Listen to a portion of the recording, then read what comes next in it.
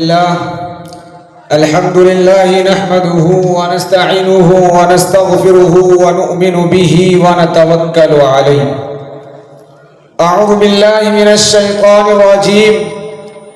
بسم الله الرحمن الرحيم. هل يستوي الذين يعلمون والذين لا يعلمون؟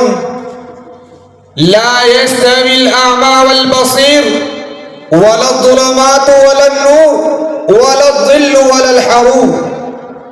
صدق الله العظيم.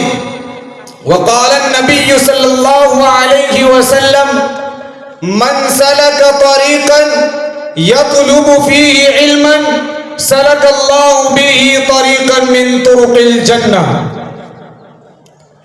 ہوں لاکھوں سلام اس آقا پر دل کو جس نے جوڑ دیے. ہوں لاکھوں سلام اس آقا پر دل کو جس نے جوڑ دیے. دنیا کو دیا پیغام سکون، انسانوں کے رخ موڑ دیے. اس محسن اعظم نے الیاس کیا کیا نہ دیا ہے عالم کو.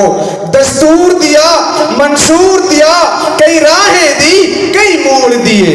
معزز سامعین کرام، تعلیم رجال کی طرف تعلیم نسواں کو بھی شریعت اسلامیہ کے اندر غیر معمولی اہمیت حاصل ہے.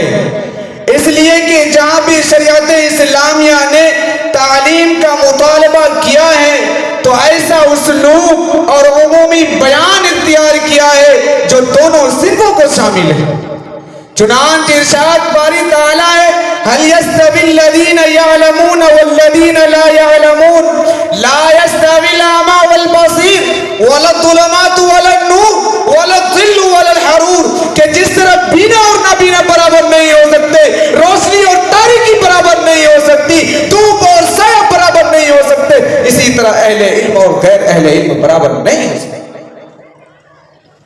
معزز سامعین کرام، یہ حقیقت ہے کہ جن قوموں نے بھی حصول علم کو اولیت دی وہ قوم زندہ اور تابندہ رہی، ان قوم کا ستارہ افق پر رہا.